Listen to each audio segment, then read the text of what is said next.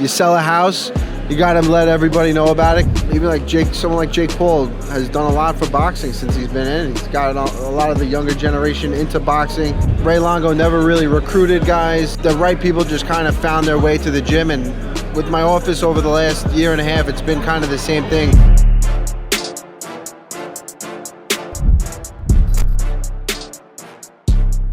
Welcome back. I got the man himself, Al Iaquinta, in the building. Oh my gosh. Oh my gosh. I'm with the man himself. We're in New York City having a good time. This is incredible. So many people came out for this event. It's wild. Al, last time we had you on, man, you've accomplished amazing things since. You've opened up your own brokerage. Let's dive into that, man. You opened up Iaquinta Real Estate. I don't want to mispronounce it because I might catch a left hook or something. I've heard a lot worse than that. About a year and a half, going on 2 years. February will be 2 years. Went out on my own, opened up my own brokerage, Iaquinta Real Estate, in my hometown of Wantagh. Just myself. We now have 18 agents. Wow, that's huge, bro. Yeah, another 2 more coming on in the next couple weeks. So we're rocking and rolling. Tight-knit crew.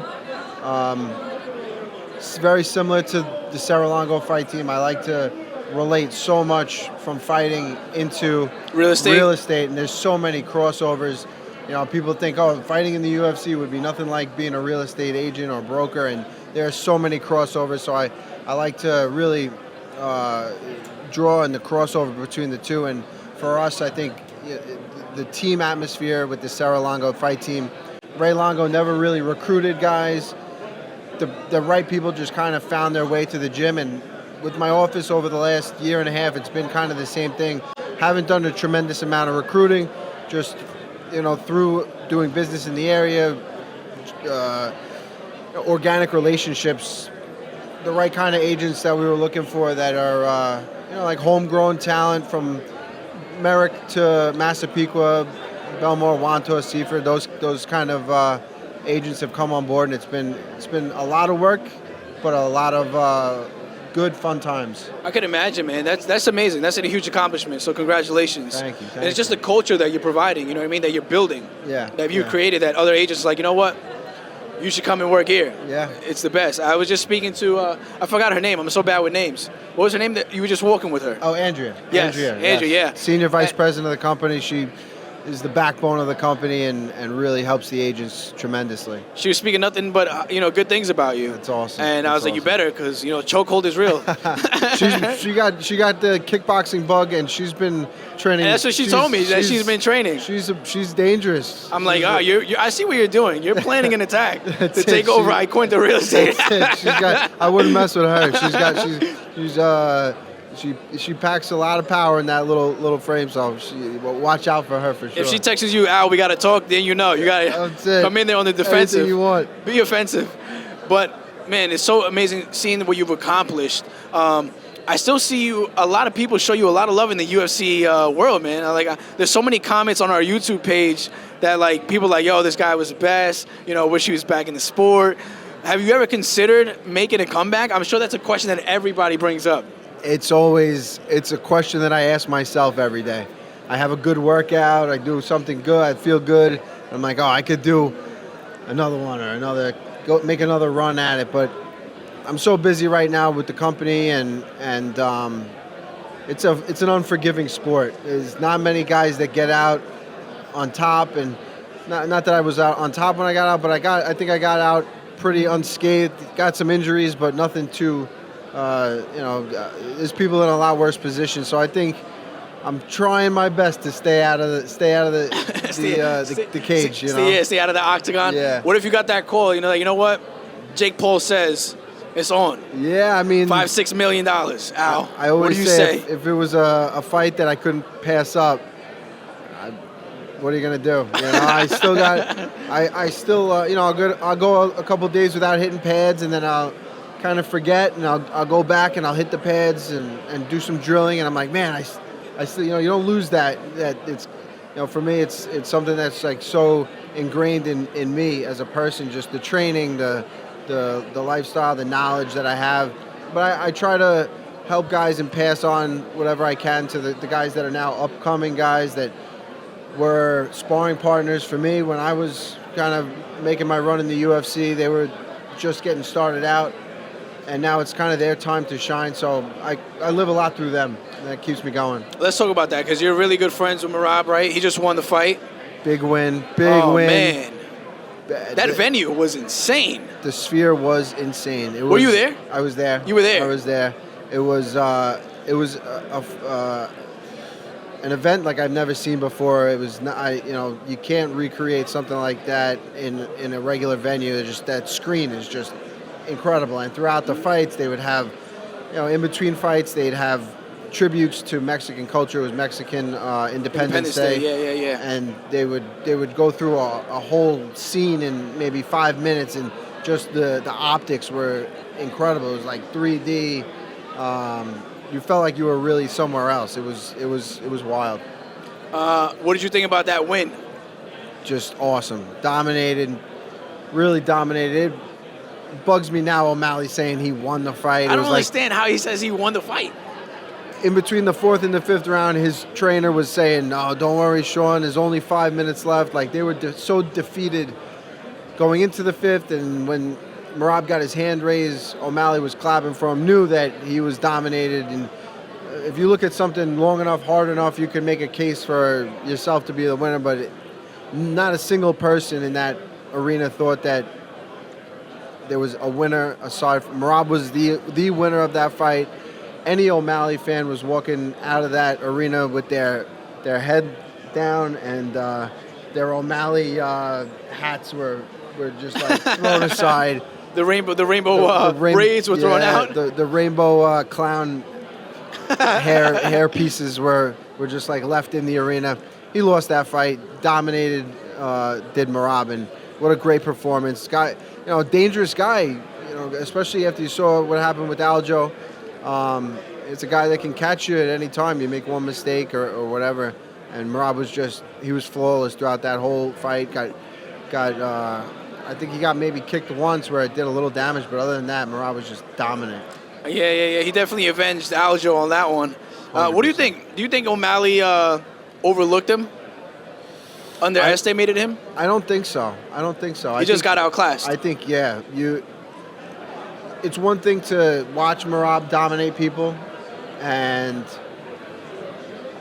see it from the outside and how you would do things different and how you think you're going to catch him coming in. Then it's a different thing when you get in there with him, and his movement is unorthodox. It just being in there with him gets you tired. He's all over the place, and you think he's going to throw a punch, he's shooting. You think he's shooting, he's throwing a punch, then he's shooting, and the cardio is just non-stop. Like, he's not scared to shoot 1,000 times. He misses a shot, he's going to shoot in again, and he just keeps going, and it wears on you. And there's no doubt in my mind, in the second round, he was probably feeling it. O'Malley was. And then third, fourth round, I mean, you could be in great shape, but there's great shape and then there's fighting Merab shape, and you can't train for that. And he's a short guy, right? Yeah, he's not, I mean, 5'7", I don't know exactly how tall he is, but yeah, for the weight class, O'Malley's towered over him. Yeah, I know. It was like a huge difference. Yeah. Did you ever watch that video of Merab jumping into the ice? That's Merab. He just, and then he gets out. He's happy. He's filming. Like, he's been filming. That Dana White kind of ripped on him a little bit 2 or 3 weeks before the fight got cut, and he was videotaping on Instagram, about him getting stitches and everything. And Dana was like, "What is this guy doing 3 weeks before the fight? Like, why is he showing the world that he got cut?" And it's like, that's just Merab. He loves, like, that's a badge of honor for him. Like, he loves this sport so much. When he gets cut, when he gets hurt, one time his toe got like broken. He was videotaping. He's like proud. He's like, the guy feels no pain, and he just enjoys being a part of this sport, being a part of the UFC. Really, just the country, the United States in general, came here with nothing. It's the American dream. Yeah, I mean, his story is insane. He used to be a construction worker, no? Crazy. He would work construction all day. He'd go to the gym all night, and he'd get, 2 or 3 days, like 2 or 3 workouts. Most professional fighters, they're training 2 or 3 times a day, and he would do it all after working. And the construction is not an easy job. It's a hard labor job. Yeah, that's that's hunger. That's somebody that's not making excuses. That's just doing it at whatever cost, and it's been a pleasure just to watch his rise and look up to that work ethic and the personality. I mean, he's the nicest guy outside of the cage. We would go to fights, and it would be my fight, and he'd be holding my bag, And then we'd go to his fight, and I'd try to take his bag. It's like, Merab, I'm holding you, and he still wouldn't let me take his bag. He was just like, just always giving and caring, and that's the reason where he is right now, and there's nobody that deserves it more. Well-deserved champ. Absolutely. 100%. Yeah. I mean, that's awesome, bro. Just being in that circle, I'm sure it's like, it's an adrenaline rush, and it's so inspiring. Yeah. It was watching that fight. My heart was just racing on the lead up. Sean O'Malley, he's got that one punch KO power. How many guys has he done it to? And then Merab got that first takedown, and you're like, all right. And then he gets the second, third, and now it's looking like it's going to be his night, and it was just awesome. Let's talk about Aljo, man. He's from Long Island as well. Real estate agent with Iaquinta Real Estate. There you go. Yo, we got to get him on the show, man. Absolutely. We got to get him on the show. We got to visit the office. It's in Montauk, right in your hometown. Yeah. That's a huge accomplishment, to have your own real estate brokerage in your hometown. That's awesome.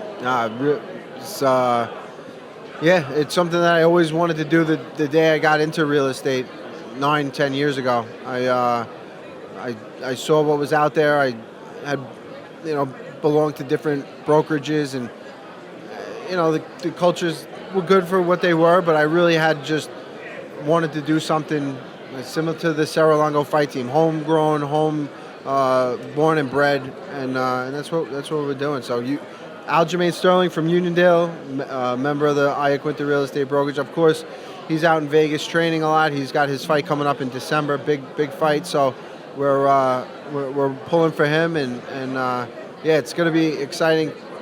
Coming off a big win for him, now coming back and he's a fight or two away from the title at the featherweight division now. So it's an exciting time. You were there at his O'Malley fight as well. Yes, I was in his corner for that one. They kind of screwed him with that. He won his fight with TJ or with Henry. I believe it was Henry.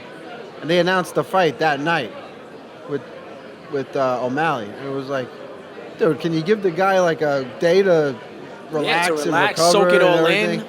And the whole thing they pushed him on was, you could take the fight or not, and then they really wanted him to take the fight, and they did whatever they needed to do to get him in that fight. And I don't think Aljo was he wasn't at his top tier best. He went into that fight with some injuries from the previous fight. And also the mental, anxiety of just coming out of a fight and going right back into a training camp, not really being able to even celebrate the win that he had. He was just thrown right back in there to soak it all in. Yeah, I don't think it was the right